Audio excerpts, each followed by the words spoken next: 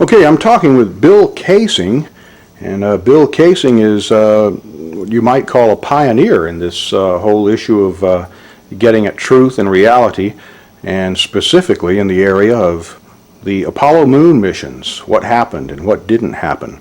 And when the module set down on the surface of the moon, the amount of propulsion that would have been required to do that, and it leaves no cloud of dust, no crater. Right.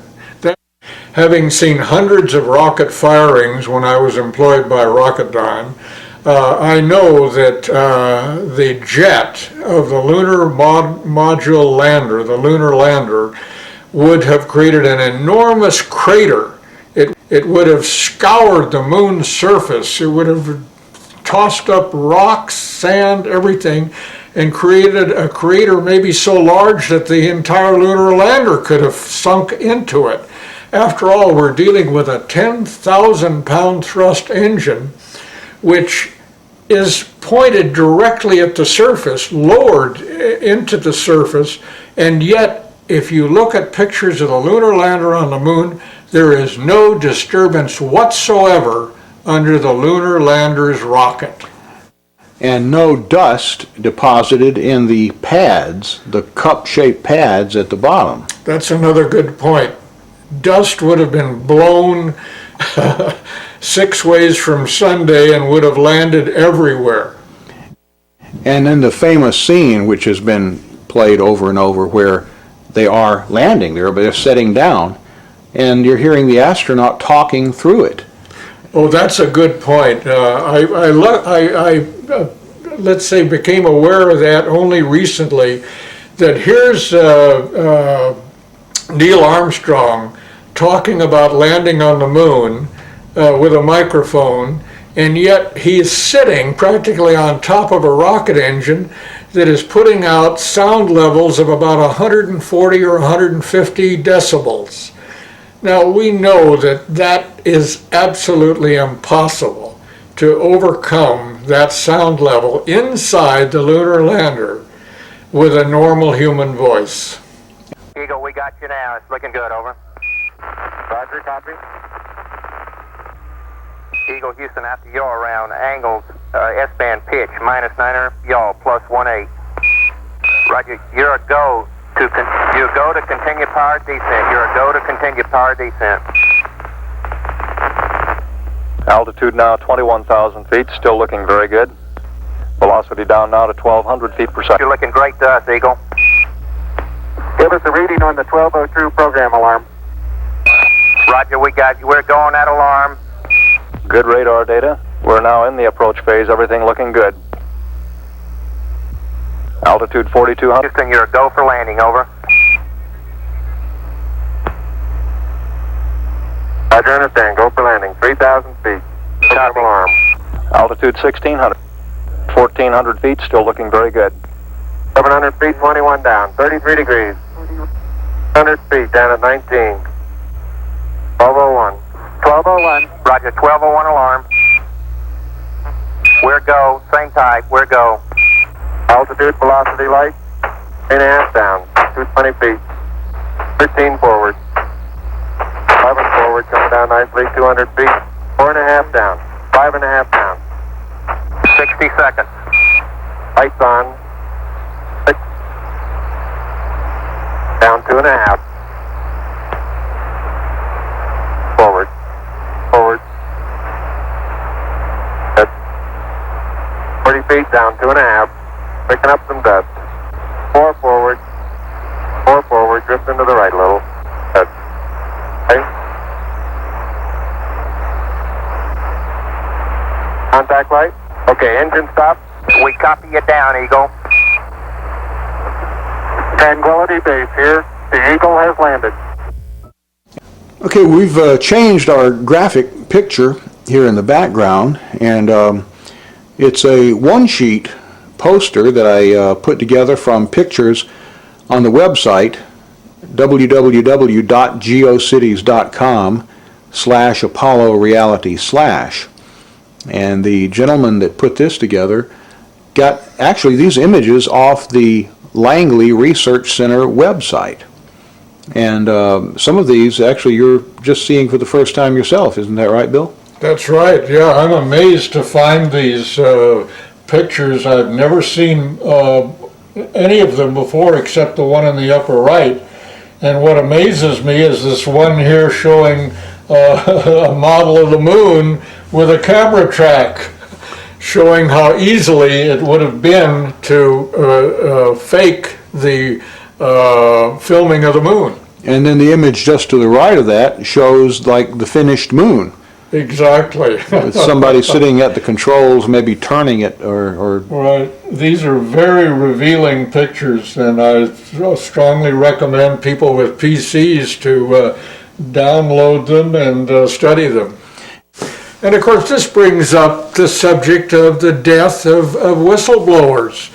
Men like Gus Grissom, who was burned to death along with Chafee and White. he went because- pretty open with it, putting a lemon on Well, the. yeah, he was going to give an interview about what he really thought about Apollo. And as you say, he hung a lemon on the command capsule on the day that he was murdered. And we should also look at Scott Grissom, his son's evidence that a secret switch was installed in the capsule to ignite the fire that killed Grissom, Chafee, and White. We could go on for quite a while about the death and injury to people that have pursued this Apollo hoax subject very diligently. They went to a NASA spokesman who was Brian Welch. Oh, yes, And right, they asked him about some of these anomalies. right. You recall what he said about some of the things they were Well, asking him? he tried to dispute everything that the Apollo hoax advocates brought out, but the interesting thing is that about a month after he gave this interview, he was dead. That always kind of puzzled me because he was at least trying to hold on Right, to it, right? So right.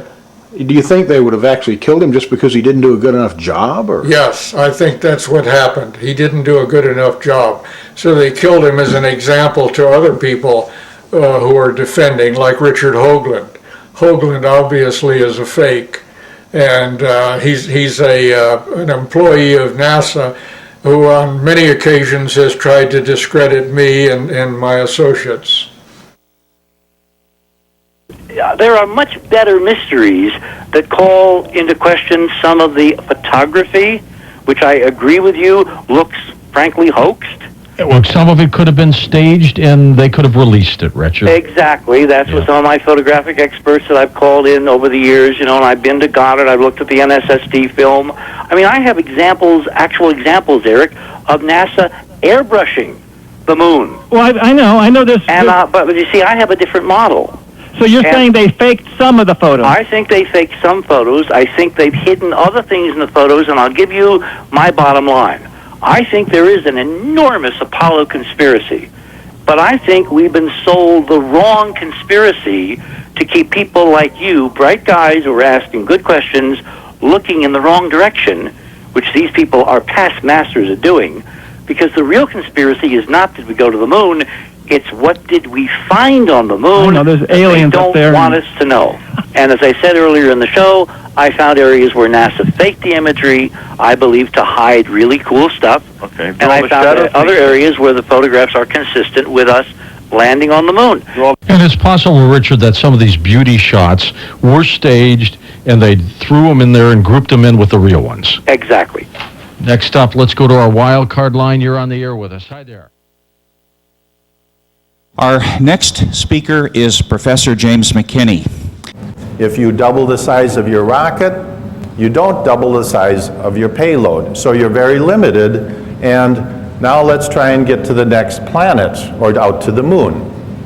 We have to start sending individual things up there, couple them together, and then go out to these other planets. By the way, there's a small problem with going to the moon, and inch by inch, NASA is leaking out that they know that there's a problem there. It's called the Van Allen belts, high radiation belts of charged particles around Earth, and we don't know how to get through them, they say. Well, isn't that interesting, because there sure didn't seem to be a problem back in 1969. Obviously, they didn't go to the moon.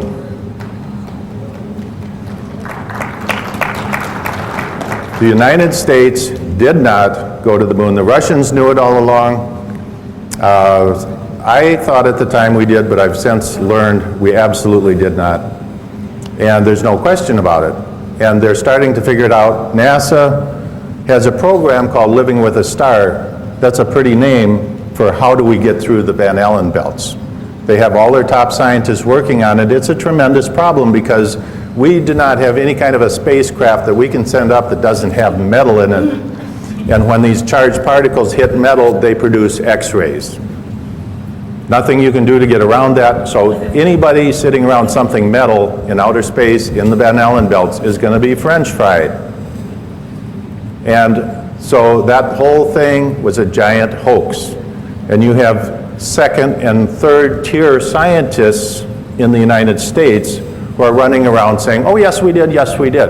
But the very top level people, what I call the tier one scientists, the Black Op Mill scientists, know for a fact we didn't go. And it's a real problem. They don't know how to get through there. This picture is with the new Hubble camera, and it shows that in fact if you take this angular distance out to Pluto and you translate it into the surface of the moon, we can in fact resolve the landing sites, the alleged lunar landing sites. And the way you would do this is you take the pictures at dusk when the shadows became very long, and it would be a very hard thing for them to fake. So at any rate, we have telescopes on Earth that are much larger than the Hubble. Much better resolving power. So why, you would think these astronomers would be chomping at the bit to show you those lunar landing sites. And look at the incredible resolving power of this telescope we have here. Why have none of them done that? Because there ain't nothing there. And we get all kinds of excuses. Oh, we can't turn the telescope up there because the moon's too bright. Well, then all of a sudden we saw the full moon on a web page, on a NASA web page, the entire full moon taken with the Hubble Space Telescope. And you're telling me they can't take one little teeny patch of the moon, which is millions of times less bright. So bottom line is, they know they didn't go.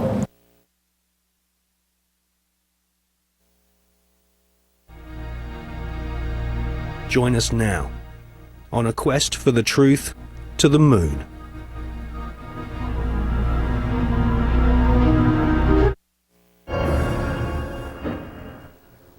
In this film, we shall not only prove beyond all reasonable doubt that many of the official NASA images of lunar exploration are fake, but we shall also examine the motives for the biggest lie put before the world. Why did NASA repeatedly fake lunar images and photographs? Why did NASA stage lunar expeditions which did not happen? The answer will surprise you. Clear the launching area.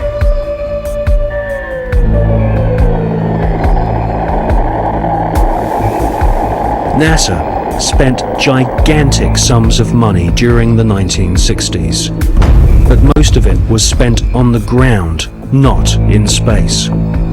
Huge American corporations, many of which were manufacturing hardware for the military, made gigantic profits designing space vehicles and, more importantly, life-sized models of spaceships, and even huge stage sets resembling the lunar surface.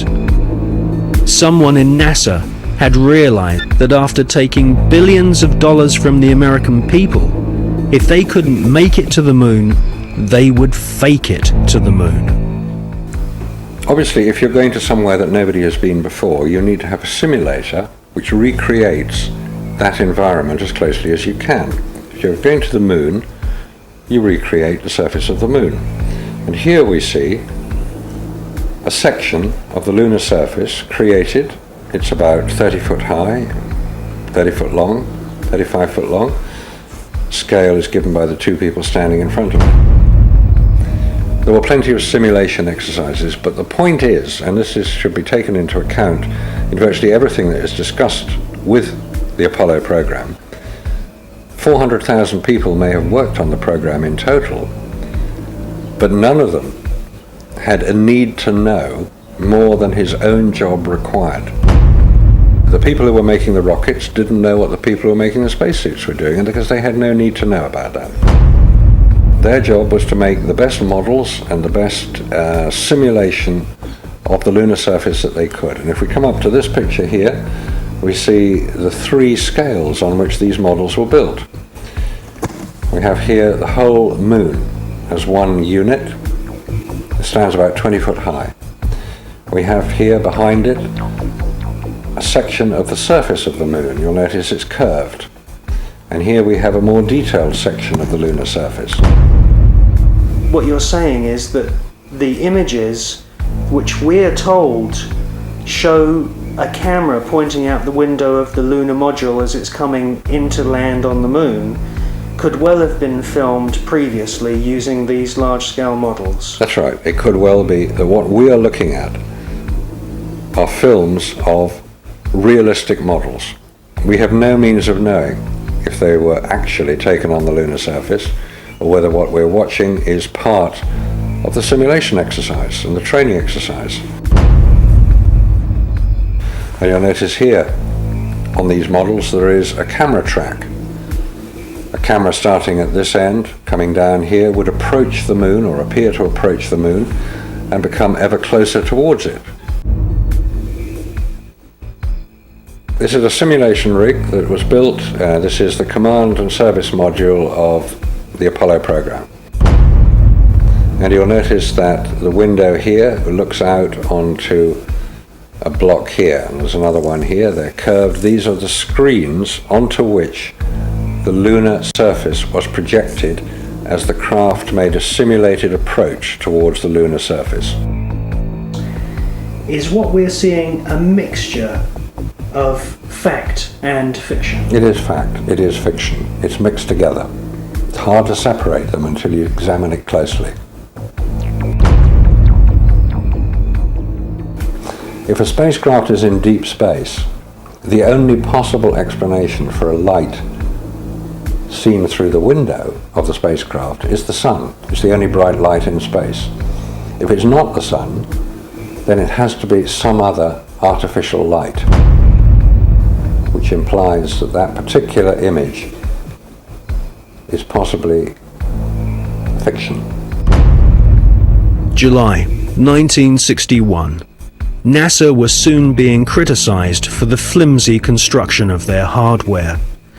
The first orbital capsules did not even have windows in them for the astronauts to look out of. One of the most vocal critics was one of NASA's most respected astronauts, an all-American hero named Virgil Gus Grissom, who almost drowned when recovery helicopters were unable to lift his space capsule from the sea. After a successful journey into space, Gus Grissom almost died through NASA's bad planning. Or was this an early attempt to silence Gus Grissom?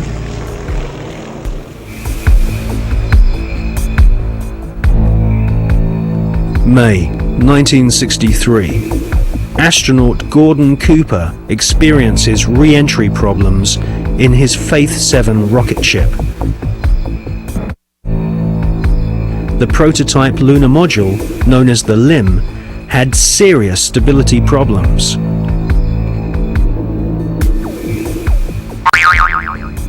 At this stage, there was no guarantee that even if NASA managed to get a spaceship orbiting the moon, they could land safely without killing the crew.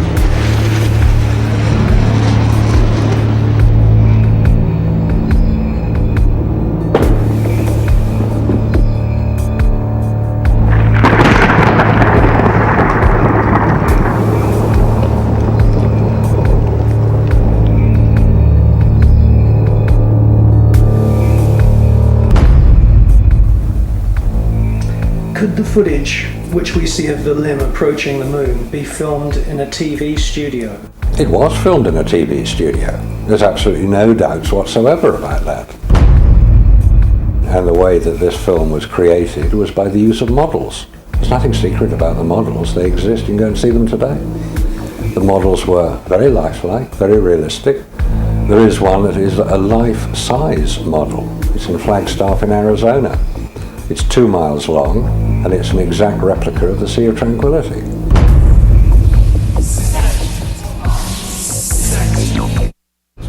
The photographs were used to create from those images the replica of the Sea of Tranquility, so that if it was flown over in a helicopter, it would appear as if it was a spacecraft approaching a similar area to land. So yes, all the scenes of the lunar surface were filmed on Earth.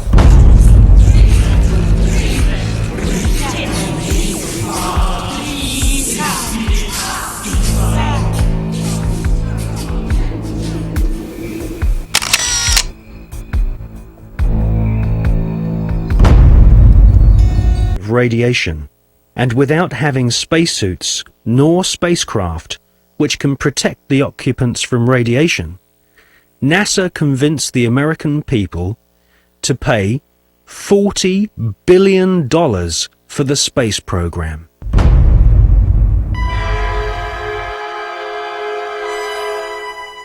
The most lethal forms of radiation, of course, are at the higher end of the spectrum. That's gamma rays and X-rays. We know what ultraviolet can do. If you stay out too long in the sun, you get sunburn and skin cancer and die, and it's all very sad. But gamma rays, and X-rays especially, are particularly lethal to humans, unprotected humans. There was no protection that I have been able to identify. I've found no reference to it. I found nothing that will tell me what level of protection is offered. So I have to assume none was. I've contacted the manufacturers of the spacesuits, and they said there was no radiation protection built into the spacesuits, because I asked them if these same spacesuits could be used by technicians to go into Chernobyl or 3 Mile Island, because the nuclear reactors produce the same radiation as produced in space. They said no, not advisable, no protection.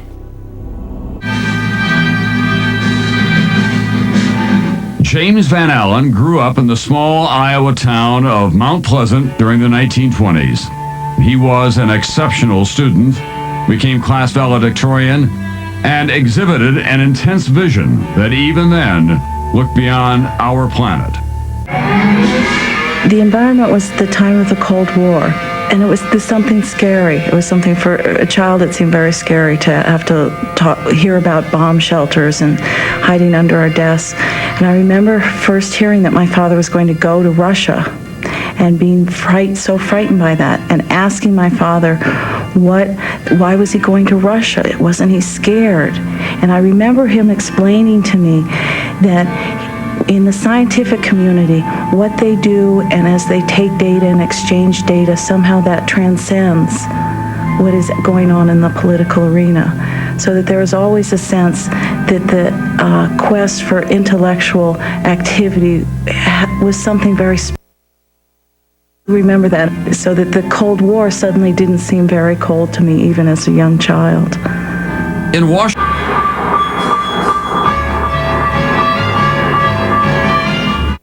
the media focused on the Explorer 1 achievement as at last legitimizing the U.S. as a worthy adversary to confront the communist Sputniks.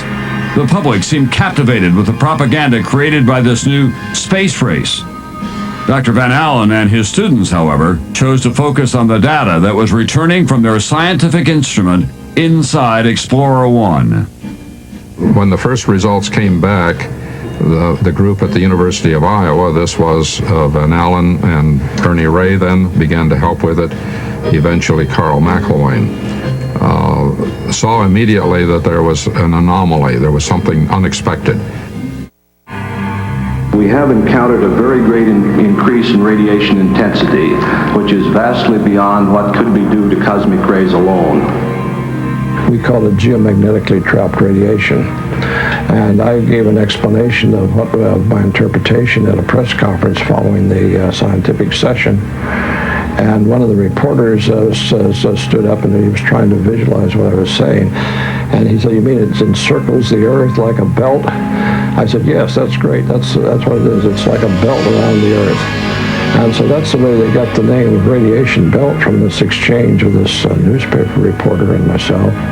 Well, certainly the discovery of the radiation belts was the most important discovery of the International Geophysical Year, because it represented a discovery of some major phenomenon that had a substantial impact both on scientific research and on plans for manned flight later on.